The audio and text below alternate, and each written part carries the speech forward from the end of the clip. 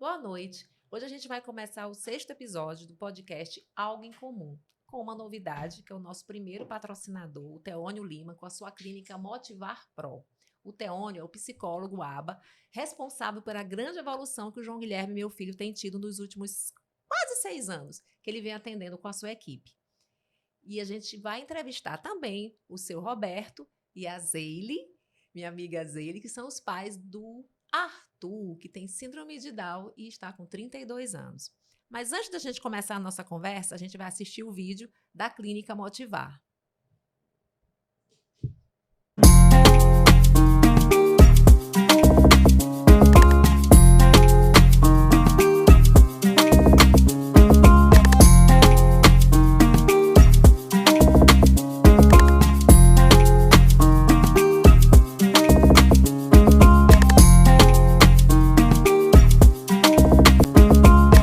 Quero agradecer de novo o Teônio pela ajuda, pelo patrocínio e por acreditar no nosso podcast.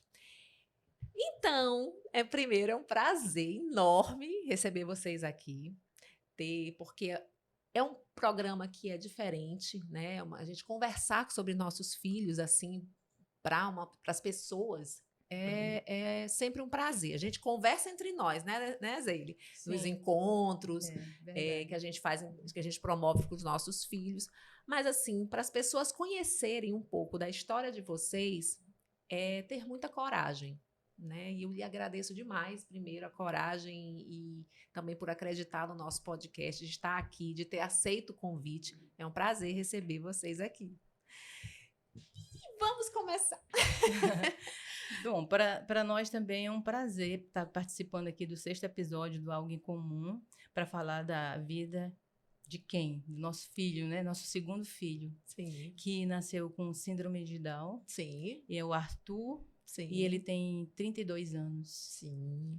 E é um fofo, tem um sorriso lindo, sim. Cativante. Então, muito feliz ele. Então, me conte como é que foi a gravidez. Foi tudo tranquila? Não teve nenhuma intercorrência? Olha, a gravidez foi uma gravidez, assim, tranquila. Nunca tive problema nenhum, assim, em momento nenhum. Né? Foi tudo tranquilo. Fiz todo o pré-natal com o mesmo médico e... Nenhum exame detectou a síndrome de Down? Não, nenhuma ultrassom. Na verdade, foram feitos só aqueles exames assim de rotina, de quem está fazendo o pré-natal, né? Mas, assim, exames específicos para saber se tinha alguma outra, assim, alguma síndrome não foi feito na época. Aquela da translucência nucal não foi feita. Não foi feito esse exame, não. Ele foi feito o exame do cariótipo depois do nascimento. Assim que ele nasceu, quando o médico deu o diagnóstico, né? Aí a gente, para confirmar, nós fizemos esse exame, sem sair mesmo daqui da cidade de São Luís, né? Foi feito o exame e foi constatado realmente que ele tem a síndrome, que ele tinha na época, que ele tinha síndrome, né? Tinha síndrome de Down. Sim. E como foi receber essa notícia? A senhora foi preparada pela equipe médica? A gente fala muito aqui de acolhimento, né? O acolhimento ele tem que ser feito desde da notícia. A senhora recebeu esse acolhimento? Como é que foi? Bom, eu vou falar da minha experiência, né? Que foi assim, quando eu tive o Arthur, passou o primeiro dia, no segundo dia é que eu fiquei sabendo, né? Pelo meu marido, pelo Roberto, e ele vai poder falar um pouco melhor, um pouco de como foi que ele recebeu, assim, porque foi ele que recebeu a notícia, ele que recebeu a notícia e contou para mim. Mas assim, antes dele começar a falar, eu só me lembro de uma coisa, que foi quando minha mãe ficava muito tempo olhando para o Arthur. E eu ficava me questionando, por que será que minha mãe tanto olha para ele assim? Ela não ficava focando nele. Ela já sabia? Não, ela não sabia. Mas ela deve ter percebido assim, que ele era diferente. Porque tem, por exemplo, o tamanho da língua, né? Que a língua é uma língua assim, bem protusa, bem maior do que as crianças, assim, que a gente já tinha tido o Vitor e não tinha nada, não teve nada disso. Então ela achou assim meio estranho. Entendi. E aí eu passo a palavra aqui para o Roberto para ele falar, né, sobre esse diagnóstico. Na verdade, foi tudo tranquilo realmente a gravidez, todos os exames e tal. somente quando ele nasceu foi que o médico me chamou, em particular, Sim. e foi me falar das características que o Down tem, né? A criança Down. Características físicas. Física. A questão da mão, Sim. ela tem uma linha reta, ela não forma bem esse M. E a mão também, parece que em termos dos dedos, é um pouco mais longa. A questão do pescoço. A estabilidade do pescoço tem esse detalhe. E os olhos, né? E a língua, os lábios e tal. Aí ele disse, olha, ele falou para me preparar assim, mas eu sou um pouco eu já tinha convivido com crianças Down. Sim. Na escola técnica, quando eu fiz um curso de educação física, né? Para professor de nível médio de educação física, a gente teve contato com as crianças portadoras de Down. Aí ele falou, olha, ele tem as características de Down, mas não disse taxativamente que seria. Era suspeito, né? Aí a gente tinha pego de surpresa e tal, eu digo, então eu tenho que falar isso agora para Zeide. Aí eu disse para Zeide, ela já tinha suspeitado dele, assim, a forma, alguns sinais. Eu digo, olha, o Arthur é portador de Down, sistema de Down. Foi assim meio chocante e tal, mas logo a gente começou a se inteirar de o que era uma criança Down. Quais os cuidados que precisava ter. E daí aí todo mundo ficou aquela suspense, sem saber o que realmente representava ter uma criança síndrome de Down. Sim. No primeiro momento, a gente imagina mil e uma coisa. Mas aí o tempo vai mostrar que ele é uma bênção. Sim. E quando foi, logo em seguida, quando o médico falou e tal, aí a gente começou a tomar conhecimento dos caminhos, né? As terapias, né? E tudo mais. Aí nós, então, procuramos a PAI, que era, na época, era o único órgão que tinha era referência, uma ainda referência é até hoje, né? Uma referência. Aí nós nos matriculamos ele lá e com um mês ele começou também uma natação, que tinha a Viva Água oferecia, a Denise lá, tinha uma natação para crianças, até hoje, ela também é referência. Né? Bom, aí daí para frente a gente foi tomar conhecimento e trabalhar, no sentido de fazer o máximo a favor dele. Dá o melhor para ele, né? O estímulo necessário, tudo. Eu acho que isso é característica nossa, né? Dos pais que têm pessoas com síndrome de Down e qualquer outro tipo de deficiência, que quando a gente recebe, aceita, a gente corre atrás e a família também, todo mundo veio, né? Acolheu a ideia e tal, todo mundo quis contribuir, Como quis ajudar. Como foi a reação do irmão? O Arthur tinha 2 anos. 2 anos. Então cresceram juntos. Ele não tinha muito discernimento. E isso a gente também não falou. Há um certo tempo já, quando ele tinha uns 8 anos... Sim, que ele começou a perceber. Ele perguntou se ele ia ficar bom. A mesma pergunta que minha irmã tinha. A sensação que a minha irmã tinha em relação ao meu irmão era essa, que ele ia ficar bom. Foi assim, vou só assim, corrigir assim, um pouquinho, que foi assim, eu estava passeando com o Vitor no shopping, né?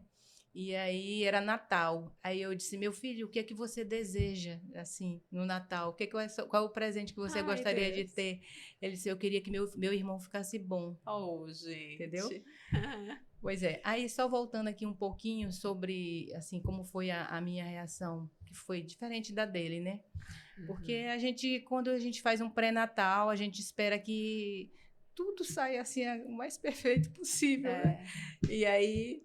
a gente aí eu fiquei triste um momento, né? Fiquei muito triste. Mas aí a gente pensa o seguinte, de que adianta ficar ali? Você tem que fazer alguma coisa e não ficar paralisada, né? Sim. Então foi a partir daí que a gente começou a fazer esse tratamento dele lá na PAI, que ele funcionava assim, era tipo 2 vezes por semana. E agora tinha um grande problema, assim, porque quando eu voltei a trabalhar, que já foi assim com 6 meses de idade, eu trabalho no banco, então eu tinha que ter uma logística muito boa, uma rede de apoio, né? Eu tinha uma secretária lá, nós tínhamos uma secretária que ela já morou com a gente durante 4 anos, então ela participou, tipo, eu poderia levar essa menina que trabalhava com a gente lá na APAI e ela ficava lá. Por quê? Porque você teria que dispor do tempo todo, né?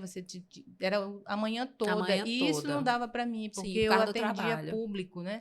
Não tinha condição. Então, teve um determinado tempo que a gente teve que suspender isso aí. Então, realmente ele deu uma pausa e nós começamos a levar ele para fazer os atendimentos em clínicas particulares. Uhum. Então ele fazia fono, sempre, ele nunca, na verdade, ele nunca deixou de fazer o fono, né? Sim. Sempre fez fono. Agora, a terapia ocupacional, ele Natação. parou. Ele parou, mas a natação ele continuou. E aí, não demorou muito tempo também, eu tive outro filho, no caso, uma filha, né? Sim. Quer dizer, eram 3 crianças, assim, um seguida do outro. Na verdade, assim, quando nós planejamos em ter... O Vitor foi muito desejado, o Arthur foi muito desejado. Só que é aquela, quando a gente tem o primeiro filho, que ele é homem, a gente espera que o segundo seja mulher, uma menina, né? Isso. Então, eu falei para a Roberta, eu digo, Roberta, é o seguinte, se você tivesse 2 meninas, você não queria tentar um terceiro filho? Então, nós vamos tentar um terceiro. Então, valeu a pena, né? Porque veio essa menina que nós queríamos e... Bom, agora o que eu quero te dizer é que fica muito mais difícil você fazer esse acompanhamento do Arthur, no caso, porque eu estava com ela, é como se fosse Arthur e Larissa, se fossem gêmeos. Entendi. Porque o Vitor estava maiorzinho, era como se eles dois fossem gêmeos. Qual a diferença de idade entre eles?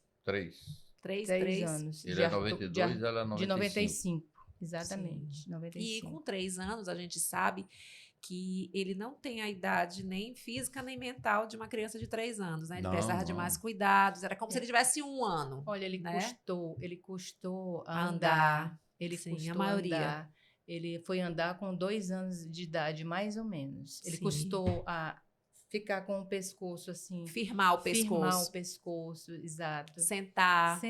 Tudo foi mais lento. A gente sabia que ele ia fazer as coisas igual os outros meninos, mas era com um tempo muito maior, né? Com o tempo dele, com né? O tempo a verdade dele, é exatamente, essa. Com o tempo eles dele. sempre fazem tudo no tempo deles. Isso. E às vezes as famílias elas têm que ter essa paciência. Saber aguardar, não desistir, né, Zeile? Isso é que é o mais importante. É o mais importante. Não desistir jamais, isso mesmo. E ele tá aí, com 33 anos, saudável. Isso. Né?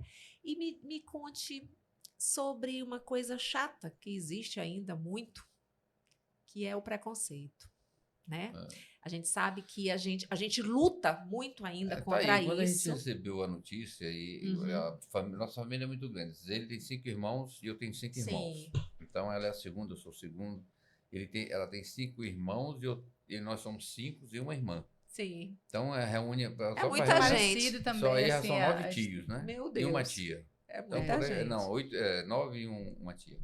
Muito bem. Aí, então, a família acolheu tudo isso. Nossa, que maravilha. E fez parte. E o interessante é que logo depois, uns 3 anos depois, meu irmão mais novo, o Marcos, ele também tem uma criança que é o Matheus, que é o Dal. Que é então, Dal primo, também. É primo dele. Que coisa. Mas um detalhe aí, quando ela ficou grávida de Larissa... Matheus, eu sei, é o filho. É do nosso grupo também. Também. E aí, quando ela ficou grávida de Larissa, aí nós fomos a São Paulo. Não, ela foi ao Rio para fazer um exame, porque já tinha o exame para saber se a criança biópsia do vírus corial.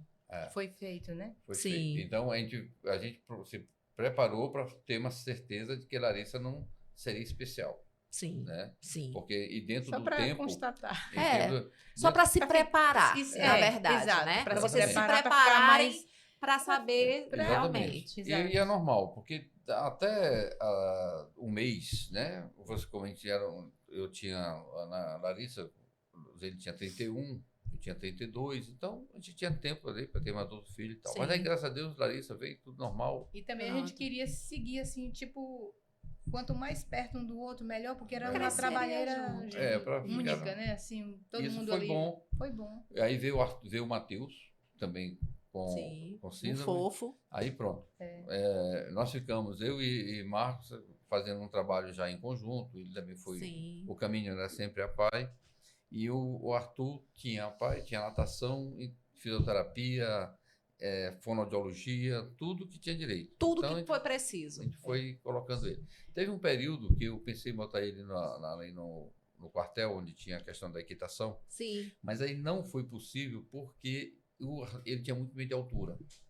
Tanto que hoje ele está fazendo o parkour, que é um treinamento de dar uma estabilidade, um equilíbrio em se conduzir ao como e tal. Tá gostando? É excelente. Ele adora. É mesmo? Adora. Que maravilha. Então, o Arthurzinho, assim, aí uma pessoa uma vez disse, olha, Deus dá as crianças especiais para quem é especial. É verdade. Isso é fato. Isso é fato. E ele sempre foi um ponto de equilíbrio, né? Para todos nós. Sim. Porque você olha uma criança especial, você tem tudo a mais, né? Então, por que reclamar de qualquer coisa? Então, assim... Isso foi muito bom para a gente, para a vida, para a convivência. A gente cresce, né? A gente amadurece, a gente cresce. Respeita mais tudo. Respeita mais tudo. A gente passa a ver as coisas com mais leveza. Com mais tranquilidade e de outra forma. Você passa a ser também mais paciente, mais tolerante. Isso. A gente tem um momento de irritação por uma... Que é normal, nós somos humanos. Sim. Nós somos Mas humanos. ele sempre é um exemplo, uma referência de, bom, você não tem por que estar reclamando tanto disso ou daquilo. É verdade. Ele é um exemplo de vida, de resiliência. De Deus. Eu acho muito isso. É verdade. Eles são a nossa calma. Eu digo que ele é a nossa calma, a nossa âncora. É neles que a gente busca o nosso equilíbrio, a nossa paz. É verdade. E com muito amor também, né? Eu acho que o amor que eles nos transmitem com o olhar, com o sorriso, exatamente. A gente passa a ver a vida diferente. Né? Com relação ao preconceito, assim, Arthur, ele é não verbal, né? Ele não fala e tal, mas assim... Então, o preconceito a gente observa no passar das pessoas, o olhar da pessoa. Então, ali ela fica olhando assim para a pessoa, ainda mais assim quando faz algum gesto, porque Arthur, além dele ter a síndrome de Down, né, a gente teve um outro diagnóstico agora, recentemente. Sim. Nós observamos que nós tivemos... Ele fez vários testes, foi um teste adaptado, porque ele está com 32 anos, então fizeram voltado assim... Porque muita coisa ele não consegue fazer ainda hoje. Sim. Por exemplo, ele frequentou a escola normal, né? Ele foi para a escolinha perto de casa, normal, era uma escola que atendia pessoas com síndrome e pessoas ditas normais. Sim, né? Uma escola regular. Regular, que eu chamo, e... Nós tentamos também colocá-lo numa mesma escola onde nossos filhos estudavam. Ele passou uns 15 dias mais ou menos indo para lá, mas na época não existia nada que a gente obrigasse, né, a eles ficarem. Sim. E também eles não tinham preparo. Até hoje não tem. Pois é, imagina naquela época. Né? Então, ele não foi aceito na escola, né? Aí eu fiquei pensando... Na época, só fazendo uma pausa aqui, na época eles diziam mesmo, não temos vaga, não temos preparo. Eles disseram isso. E foi eu acho que para vocês e para muitas famílias, um trauma muito grande, né? Essa é uma conquista que deve ser feita em relação à obrigatoriedade. Sim. Toda a escola, assim como hoje, cada empresa, a partir de um número X de empregados tem que acolher as pessoas especiais, portadores de necessidades especiais. Assim também as escolas deveriam ter um espaço garantido para as pessoas especiais. Mas já existe legislação para isso. A questão é que muitas não cumprem. Mas já existe que cada turma tem que ter cada criança especial tem que ter um cuidador ou tutor, que eles chamam. Não, assim, mas desde que a escola seja voltada para aquilo. Mas, por exemplo, as escolas normalmente, a legislação não prevê que elas tenham obrigatoriedade de ter uma turma para pessoas especiais. Você está falando uma turma específica. Exatamente. Mas existe. Eles chamam da sala de recurso ou sala de reforço. Eles saem para fazer... Eles têm, as escolas, eles saem do momento ali de regular da sala e vão para essa sala de recurso. Eles têm um horário. Todo dia. O que traz isso? O PEI, o planejamento escolar individualizado, que cada criança especial tem que ter, que a escola tem que realizar junto com os terapeutas, com o psicopedagogo. No caso do meu filho, que também é autista, existia isso, a equipe dele fazia o PEI e era um planejamento adaptado para ele.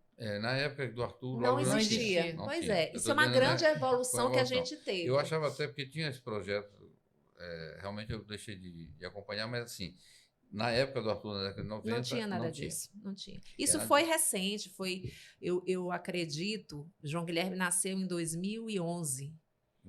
Foi certo. em 2012, 2013 para cá que começou. Porque eu também ainda passei por essa dificuldade na escola com o João. Certo. Então, assim, é mais recente. Em 2015 saiu o Estatuto do Deficiente, que também trouxe a obrigatoriedade das escolas aceitarem.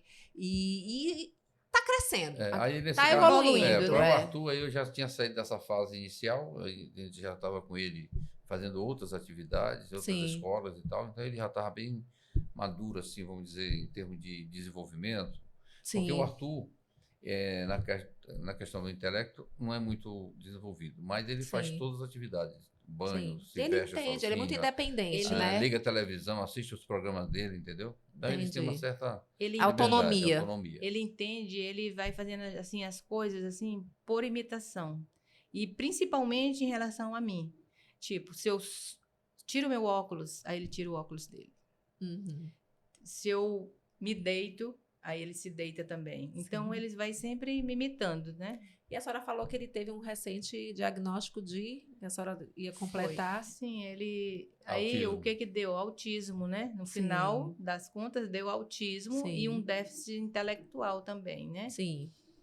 Bom, mas isso eu já desconfiava há muito tempo, porque eu observava que Arthur, ele tinha uns comportamentos assim, ele se embalava, ele rodava, adorava rodar. E essa fazia, é assim, ó. Assim, isso, o dele é com um dedinho assim. Meu filho também ele balançava, ele empilhairava os brinquedos e esses brinquedos dele não eram brinquedos convencionais, eram brinquedos tipo um cadastro, escova, entendeu? Pente. Ele teve caneta. Época dele ele saía pegando todas as escovas da casa. E ficava brincando. Sim. Então, eu achava aquilo, assim, muito estranho, aquilo ali. E também, ele não interagia. Eu chamava os primos para ir lá para nossa casa. Ele sempre corria. Ele não ia brincar com as crianças, não. Ele sempre se isolava. Ficava assistindo, mas não participava. Mas ele ficava assistindo, todo mundo brincava. Ativamente. Não ouvia, não. Sim. Eu acho que era uma forma também de se defender por causa dos movimentos da criança normal, muito agitada e tal. E ele sempre teve medo de altura. Eu descobri depois. Ele se treme mas todinho. ele sempre teve medo. Agora, eu e Vitor, o Arthur já com seus 15, 16 anos, a gente levava ele, então a gente foi quebrando um pouco esse medo. Sim. Então, na minha companhia ou do irmão, ele ia tranquilo. Ele se sente mais seguro, que, né? Uma vez nós fomos a Angra, um passeio, Sim. E a gente saltou com ele, com o salva-vida e tudo, do navio para a água. Nossa! Né? E ele adorou, ele foi brincou, tranquilo. foi tranquilo. Mas eu também só fui porque estava eu e Vitor. Sim. E o Vitor já era nadador, já fazia natação, então... Para dar o suporte, ele também ficar mais seguro, né? E vocês terem segurança eu sozinho também. não iria, mas como o Vitor estava junto, a gente fez, vamos levar ele, vamos. A gente saltou, ele se divertiu. Foi lindo. Foi legal. Foi ótimo, maravilhoso. Pois é, e com esses trabalhos que ele está fazendo atualmente, que é o parkour, ele está na natação, sim. Ele está fazendo terapia ocupacional, a agenda dele está sempre cheia. Lotada. Tem fono. Então, assim, isso também ajuda a trabalhar esse medo dele, né? Ele vai ganhando mais força, mais resistência e o medo vai diminuindo. Por exemplo, ele já chega assim numa piscina e já se joga. Antes, não. Ele ia gradativamente descendo a escada e tal, com maior cuidado. Hoje ele já consegue, inclusive, subir ali a borda da piscina, assim, ó. Sozinho, só com a força dos braços. Tá bem independente. Independente. E forte. Tudo é terapia, é inclusão, é amor, é levar mesmo. E manter. Na verdade, a gente manter isso, manter as viagens, manter as terapias, manter as diversões. Como a família é grande também, isso ajuda bastante. Ajuda demais. Todo mundo ajuda demais. Todo final de semana, praticamente, de alguma forma, a gente está se reunindo. A gente está sempre junto. Na década de 90, quando eles eram pequenos, rapaz, tinha muitos sobrinhos, muitos primos, quer dizer. Então era festa todo final de semana. Ótimo. É o melhor estímulo. Quando eu estive em São Paulo com o especialista em síndrome de Down, ele disse que a melhor terapia para uma criança com síndrome de Down seria um irmão, porque ele vai imitar.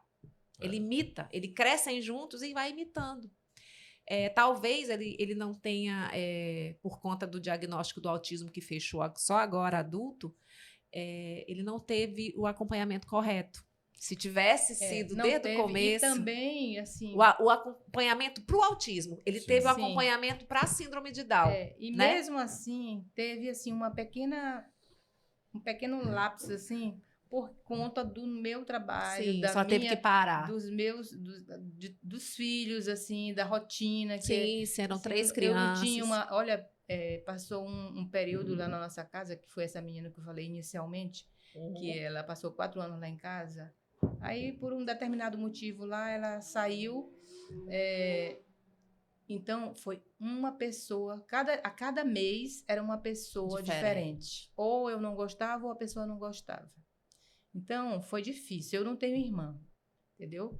Então, eu geralmente... o que eu fiz? Eu botei a mais nova numa creche. Eu sempre botava ela botei numa creche em tempo integral para que a pessoa pudesse ficar só com 2. Sim. Entendeu? Para facilitar um pouco a vida dela também, enquanto eu estava trabalhando. Sim. Assim foi. E a atividade dela na Caixa e eu na advocacia era uma loucura. E teve um período, Roberto, não sei se tu lembra, que além desse momento de trabalho do banco, eu ainda tinha um trabalho que eu lecionava, dava aula.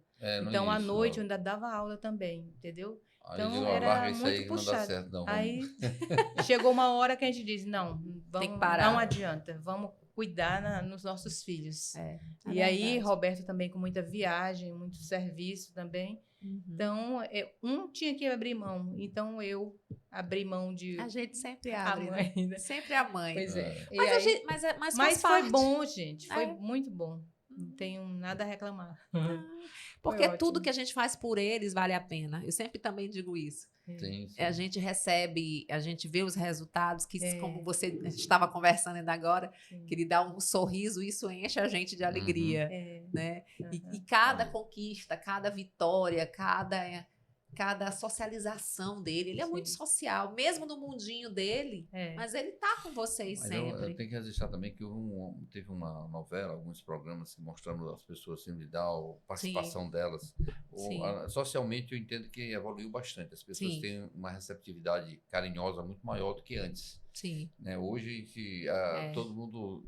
E tem também um índice maior de Down, né? De pessoas com... Na vida de cada família. Apresentando, na verdade, estão se apresentando. Essas barreiras foram sendo quebradas. Né? E é por isso que a gente tem que lutar para isso. A gente tem que sair com nossos filhos. Sim. A gente tem que mostrar. Porque eles estão aí. Sim. Às vezes, as famílias ainda escondem por ignorância de conhecimento. Né? Nem de conhecimento mesmo, de saber, de investigar, de entender que eles podem conviver com a gente. E esses olhares, como o senhor falou e ela falou, das pessoas ficarem olhando para ele, que vocês ficam constrangidos, isso ainda constrange muita gente, que faz com que elas escondam seus filhos. Então, a minha ideia, agora eu vou falar um pouco da minha ideia aqui do podcast, justamente foi para isso, para quebrar essas barreiras, para a gente conversar sobre algo em comum, que são os nossos filhos também, meu também Down e autista, já trouxe famílias aqui com filhos só com síndrome de Down, outros com autismo, porque são a síndrome de Down é uma síndrome a mais comum que existe entre as famílias. Um percentual, né? É a que mais acontece nas famílias. E o autismo, a condição do autismo tem crescido muito.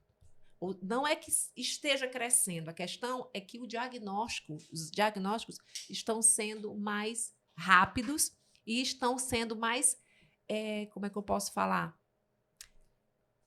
Mais aceitos também. Às vezes as pessoas... sempre existiram pessoas com autismo, só que eles não eram caracterizados como autistas. Né? Não eram diagnosticados como autismo.